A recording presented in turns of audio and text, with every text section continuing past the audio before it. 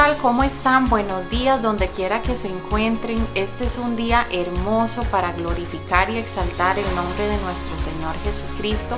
Dispongamos nuestro corazón, póngase cómodo ahí donde quiera que usted se encuentre y pueda disfrutar de una experiencia más de Ciudad Bendición Online. El simple hecho de estar con vida es para agradecer enormemente al Señor y poder glorificar su nombre en este día. Así que dispongamos nuestro corazón y vamos a alabarlo y adorarlo.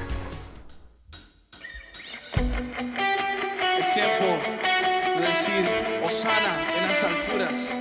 Bendito el que viene en el nombre de Dios.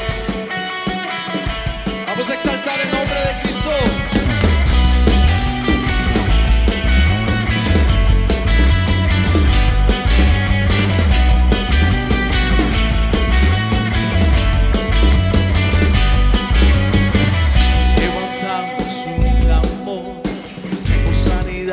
Redención, muéstranos que tú ves los secretos de tu corazón. Un pueblo unido pide hoy con libertad y salvación. Ármanos que con tu valor lo que deseamos es revolución. Que el cielo se parta en dos, inúndanos. Desierto broten ríos, vida sopla hoy, Hosana al Rey de salvación, Hosana al Dios altísimo, Hosana, Jesucristo es Rey, Hosana al Rey de salvación, Hosana al Dios altísimo. Jesucristo es Rey.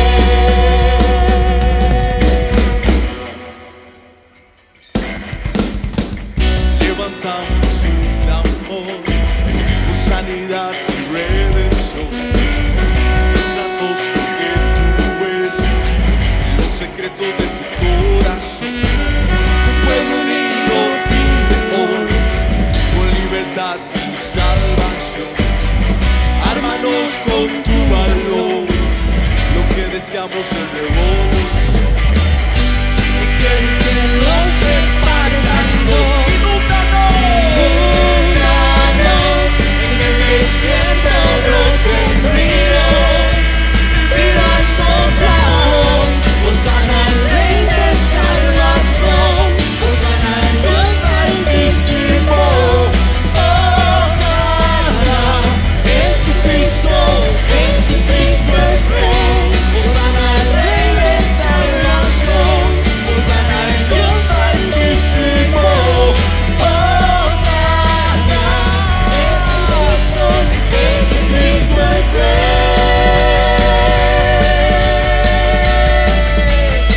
Jesucristo es Rey.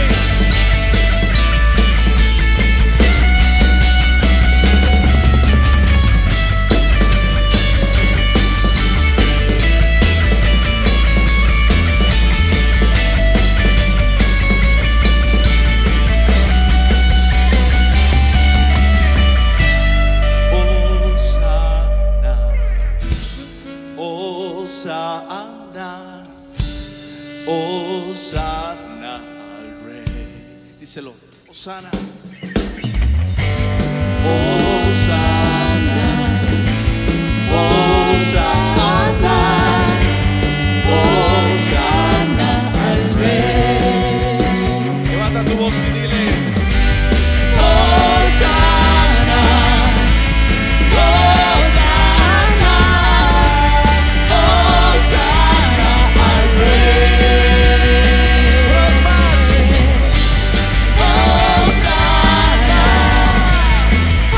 Hosana.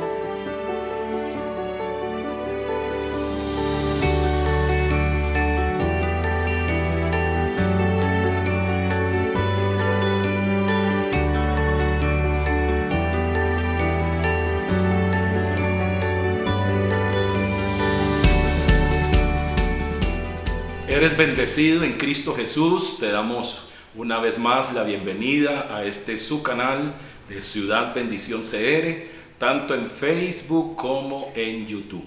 Estamos compartiendo el mensaje de las 7 iglesias que lo encontramos en Apocalipsis capítulo 2 y capítulo 3. Hemos compartido ya el domingo pasado acerca de la iglesia de Éfeso, esa carta que el Señor Jesús envía al ángel. Y hoy vamos a estar compartiendo el mensaje a Esmirna. Y dice: y escribe al ángel de la iglesia en Esmirna, el primero y el postrero, el que estuvo muerto y vivió. Dice esto: yo conozco tus obras y tu tribulación y tu pobreza, pero tú eres rico. Y la blasfemia de los que se dicen ser judíos y no lo son, sino sinagoga de Satanás. No temas en nada lo que vas a padecer. He aquí, el diablo echará a alguno de vosotros en la cárcel para que seáis probados, y tendréis tribulación por 10 días. Sé fiel hasta la muerte, y yo te daré la corona de la vida. El que tiene oído, oiga lo que el Espíritu dice a las iglesias. El que venciere no sufrirá daño de la segunda muerte. Este mensaje que el Señor Jesús envía a la iglesia de Esmirna en Asia Menor es un mensaje para todos los tiempos. Recordemos que las 7 iglesias de Asia Menor, en este mensaje que el Señor envía y que está en Apocalipsis, bien puede representar períodos de la iglesia de Jesucristo desde el primer siglo hasta nuestros días, ya siglo XXI. Bien puede representar las características de la iglesia cristiana universal en diferentes tiempos, como también se aplica a la iglesia local. O sea que cada uno de nosotros, como pastores, líderes, ministros e iglesias locales, podemos encontrar en cada una de estas 7 cartas a estas 7 iglesias un mensaje que bien puede ser que nos está el Señor exhortando, nos está reprendiendo, nos está señalando alguna situación que debamos corregir, que debamos enderezar, o bien que estemos cumpliendo y que el Señor Jesús, como en estas cartas que le envía a las iglesias, las felicita por las obras buenas, por las cosas correctas en que se encontraban. Pero les señala situaciones en las que los llama al arrepentimiento, porque el Señor ama a su iglesia y desea su voluntad, que es el deseo de Dios, es una iglesia de santidad, de integridad, de obediencia, y que sea practicante verdaderamente del Evangelio de nuestro Señor Jesucristo. En esta carta Esmirna escribe al ángel, al mensajero, al pastor principal de la iglesia y por supuesto una carta, un mensaje a toda la iglesia. Pero hay uno que es responsable. Nosotros como pastores o ministros, líderes de un equipo ministerial, ¿somos cabeza o somos cola? ¿Estamos al frente o vamos atrás? Y como ministros no podemos darnos el lujo de ir atrás. Tenemos que ser ejemplo y ser testimonio a ese equipo con el cual estamos trabajando y a ese equipo que el pastor principal tuvo la confianza de poner en nuestras manos. Debemos ser fieles y en todo aspecto, en nuestra vida de oración, en nuestra vida de comunión con Dios, en nuestra vida de asistencia en la iglesia, nuestro compromiso fiel en el servicio, ser ejemplo y testimonio sirviendo a Dios, porque no somos nada más de los que organizamos y damos directrices y delegamos y no hacemos nada. El líder es el que primero hace, el líder es el que trabaja, el líder es el que sirve. Jesús lavó los pies de los discípulos y cuando llegó a Pedro, Pedro no entendía. Y dijo: si no permites que te lave los pies, no tendrás parte en mi reino. Y entonces Pedro le dice: Señor, pues lávame completo. Porque el Señor les dice: ya vosotros estáis limpios por la palabra que les he dado, pero es necesario lavaros los pies.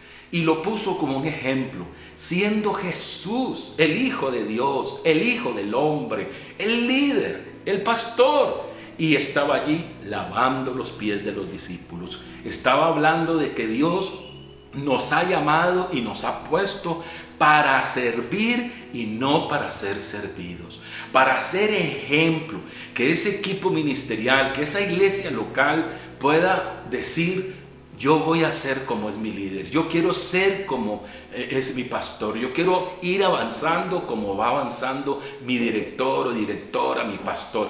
Qué importante entonces que esta carta es puesta en las manos del ángel de la iglesia. Y además el Señor viene dando características de Él. Él es el primero y el postrero. O sea que no hay nada fuera de Él. Todo está bajo su control. Él es el primero como también el postrero. El alfa y la omega. El primero y el último. Antes del primero no hay nada y después del último no hay nada. Él lo abarca todo. Dice Pablo a los Efesios, es el que todo lo llena en todo. El Señor, el Todopoderoso, el primero y el postrero.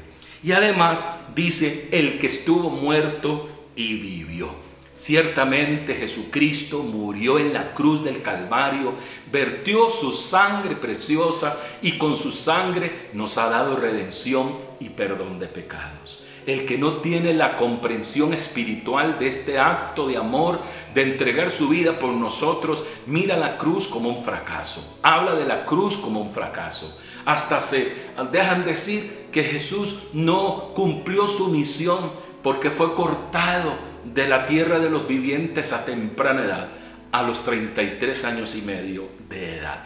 Estaba en la flor de la juventud y ciertamente le es quitada la vida. Pero el Señor Jesús bien había dicho, no me es quitada la vida, sino que de mí mismo la entrego y de mí mismo la vuelvo a tomar. Porque Él iba a morir y sabía que Dios lo resucitaría al tercer día. La muerte de Cristo en la cruz no es un fracaso, es la victoria de Dios, la victoria de nuestro Padre Celestial y la victoria misma de Jesucristo. Hoy el Espíritu Santo, que es Cristo mismo, que es la presencia manifiesta del Padre, que es la omnipresencia de Dios manifestada en esta tierra, en la iglesia y a través de la iglesia, puede dar testimonio de que Él vive y de que esa tumba está vacía. Jesucristo murió, pero Él vivió. Al tercer día fue levantado, poderoso, y le dio Dios el Padre un nombre que es sobre todo nombre, para que en el nombre de Jesús se doble toda rodilla de los que están en los cielos, en la tierra y debajo de la tierra, y toda lengua confesará que Jesucristo es el Señor, para la gloria de Dios el Padre. Jesús le dice a esta iglesia, yo conozco tus obras. Era una iglesia de obras buenas, una iglesia trabajadora. Era semejante a la iglesia de Éfeso. Estaban trabajando duro, fuerte en la obra del Señor, cumpliendo con la oración, con el ayuno, la alabanza, adorando, evangelizando, llevando la palabra, ganando vidas para Cristo, edificando el reino. Sí, era una iglesia que estaba trabajando, obrando poderosamente, sí, en el poder del Espíritu Santo. Y el Señor dice, yo conozco tus obras. Nada se me escapa. Recuerde que Él se presenta como el primero y el postrero, que todo lo abarca, que nada queda fuera de Él. Y dice, conozco tu trabajo, yo lo veo. Y el Señor recompensa, Él es galardonador para los que le sirven con amor, con fe, con integridad. Él paga, porque el obrero es digno de su salario. Él bendice y prospera y trae respuesta al clamor del corazón de aquellos que están ciertamente alineados con el corazón del Padre y ocupados en la obra del Señor. Nada más que recordemos que la obra del Señor no es lo primero, sino el Señor de la obra. Para que todo esté en ese orden de prioridades en nuestro corazón. Nuestra comunión con Él es lo primero, para entonces trabajar. Y no es solo la comunión. Alguien dirá, yo oro en casa, leo la Biblia y veo programas de YouTube y así estoy bien. No, hay toda una serie de cosas importantes que deben estar en la vida del verdadero cristiano, comprometido con el Padre, con Jesucristo, comprometido con esa presencia manifiesta de Cristo que es el Espíritu Santo en la iglesia, comprometido con la iglesia local en la cual Dios te sembró y te estableció, sirviendo a Dios, exponiendo allí tus dones, tus talentos al servicio de la casa del Señor y fuera de las paredes del templo, sirviendo a la humanidad. El Señor conoce nuestras obras y no solo eso, que dice, conozco tu tribulación. Esmirna estaba pasando por un tiempo de tribulación. Y la Biblia nos habla que la iglesia del fin del tiempo pasará por tribulación. Pero en medio de la tribulación Dios nos guardará, Dios nos sustentará, como lo hizo con la iglesia del primer siglo, que aun cuando murieron miles de cristianos siendo lanzados al círculo romano por el emperador Nerón y ser comidos por los leones, y fueron perseguidos y maltratados y muchos murieron, pero ellos se mantuvieron fieles. Por eso el Señor había dicho en Hechos 1:8, pero recibiréis poder cuando haya venido sobre vosotros el Espíritu Santo y me seréis testigos en Jerusalén, en toda Judea, en Samaria y hasta lo último de la tierra. Testigo también se traduce mártir. El Señor dijo, me seréis mártires, pero también dijo, recibiréis poder cuando haya venido sobre vosotros el Espíritu Santo. El Espíritu Santo, que es la presencia mismo de Cristo resucitado, es quien nos da el poder, quien nos fortalece, quien nos da incluso la capacidad de convertirnos en testigos, en mártires, por causa de Jesús y de su evangelio. Vendrán días de gran persecución, vendrán días de tribulación. El cristiano va a ser rechazado globalmente, desde las esferas de gobierno y en toda esfera. Va a haber una persecución sin precedentes. Y Jesucristo mismo nos lo dice en Mateo 24, que seremos aborrecidos de todas las naciones. Porque somos una cultura que es la cultura del reino, que va en contra de la cultura que está establecida en medio de una sociedad pagana, impía y sin Dios. Somos una contracultura para ellos. Y cuando entonces vivimos y predicamos los principios bíblicos, los principios del reino de Dios en todas las áreas y niveles de la vida, es allí donde va a ir desatándose una persecución sin precedentes. Y esta iglesia estaba pasando por tribulación. Esta iglesia estaba siendo perseguida por causa de Jesús y del evangelio. Y también en medio de esa tribulación, Esmirna, esta iglesia comenzó a perder sus propiedades. La gente que había ocupado puestos de gobierno y abusaban de esa autoridad, les comenzaron a quitar sus casas, sus terrenos, su ganado, sus ovejas, y comenzaron a perder propiedades, de tal manera que llegaron a experimentar pobreza en el sentido material. Por eso es que les dice, y yo conozco tu pobreza, pero tú eres rico. Y no es que la voluntad de Dios sea que el cristiano sea pobre, sino que puede llegar en medio de una persecución a perderlo todo. Y nuestra fe y nuestra confianza, nuestra vida cristiana no puede depender de las cosas materiales, o sea, de lo que tenemos, ni siquiera de lo que hacemos, sino de lo que somos, porque es la esencia del ser y no del hacer cosas, y es la esencia de su presencia en nuestros corazones que del tener cosas. Hoy podemos tener cosas, pero mañana es posible que ya no las tengamos por medio de una persecución, por medio de una tribulación. El cristiano va a comenzar a ser expropiado, a ser aborrecido, echado de la ciudad. Y es por eso es que el Señor Jesús dice que cuando vean la abominación desoladora en el lugar santo, a ese anticristo que ya está establecido todo su sistema con el famoso nuevo orden mundial, cuando veáis todas estas cosas, dice, huid a los campos. O sea que hay que salir de la ciudad, porque el juicio terrible que se va a ir desatando sobre las naciones comenzará por las grandes ciudades. Usted va a escuchar este año y en los próximos años el sacudimiento que viene sobre las grandes ciudades. Serán sacudidos la ciudad de Nueva York, la ciudad de California, la ciudad de Londres, de París, de Madrid y de ciudades gigantescas en el mundo árabe y en el mundo asiático, que si Tokio, que si todos estos lugares, ciudades van a ser estremecidas. En todo el continente americano, Asia, África, Europa,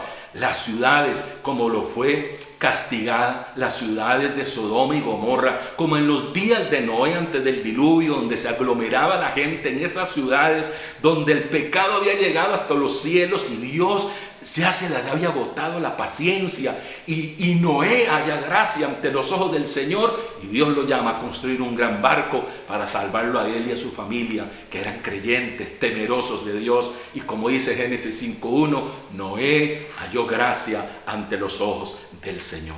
Vienen días muy fuertes y difíciles y podemos llegar a ese nivel, como Pablo dice: en todo yo estoy enseñado. Sé lo que es tener en abundancia, como también sé lo que es la escasez. Sé lo que es estar lleno y lo que es tener hambre.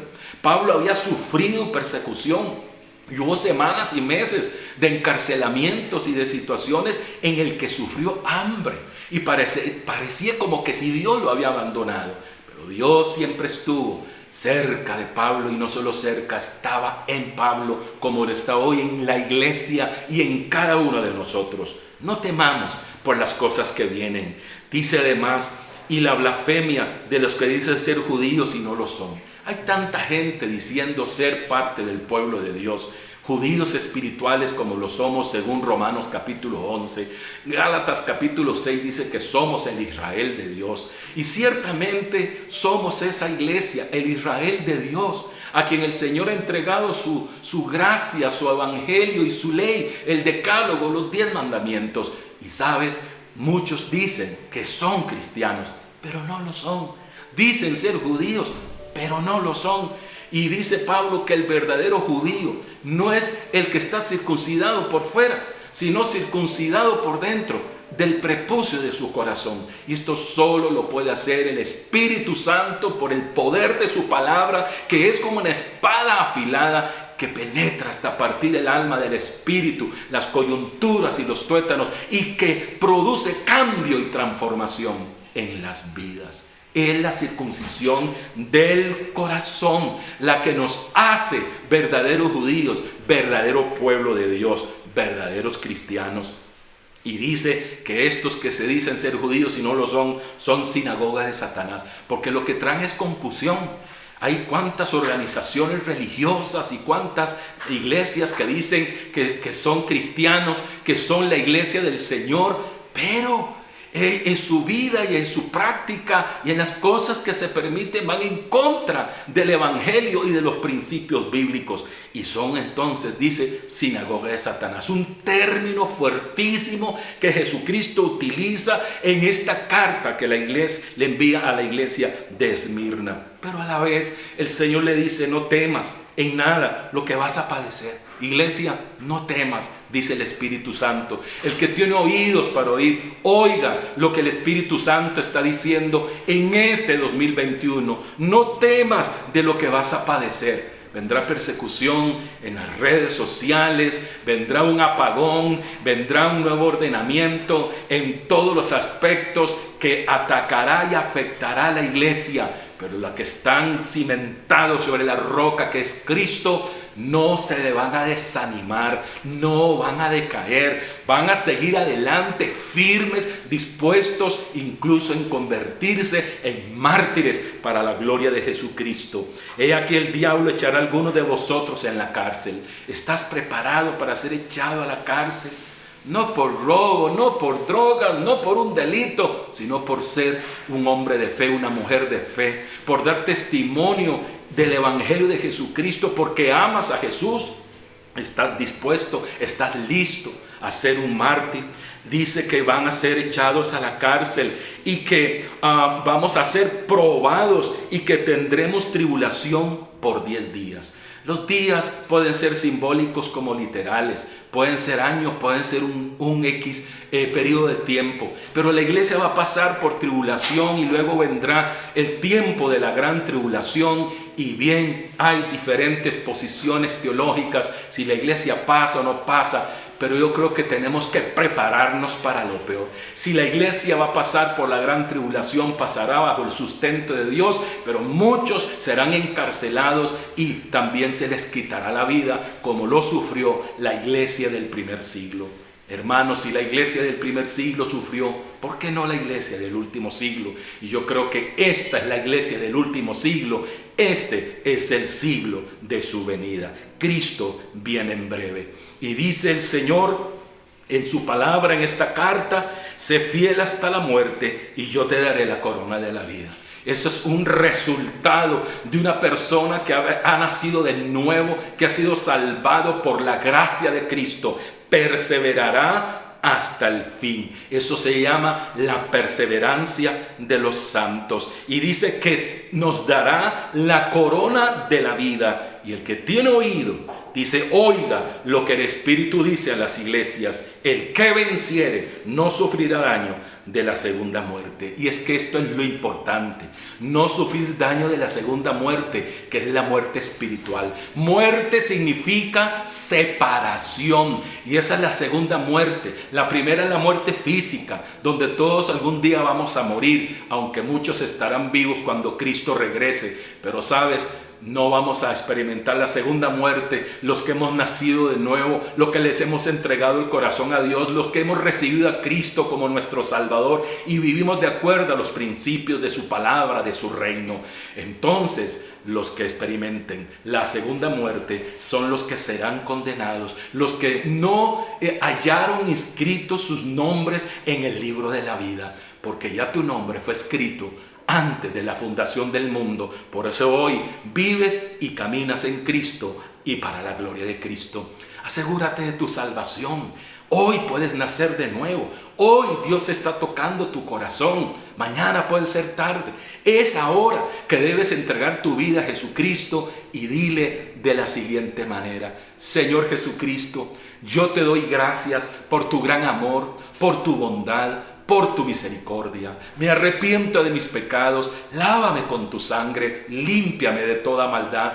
Diga: yo recibo a Jesucristo como mi único y suficiente Salvador. Me entrego al Señor, toma mi vida, invoco el poder de tu sangre, límpiame y dame redención. Dile: gracias, Señor, por esta salvación tan grande. Padre, ahora llena del Espíritu Santo a los que han recibido a Jesucristo, que la presencia de Cristo, el poder del Espíritu, guíe sus vidas y les dé luz y entendimiento ahora en el inicio del estudio de la palabra, que comenzarán estudiando la Biblia, la palabra de Dios, y a congregarse en una iglesia cristiana. Bendícelos, activa toda tu iglesia sobre la faz de la tierra. Venga una activación, Espíritu Santo, y derrama un espíritu de gracia, de oración y una activación sin precedentes de evangelización.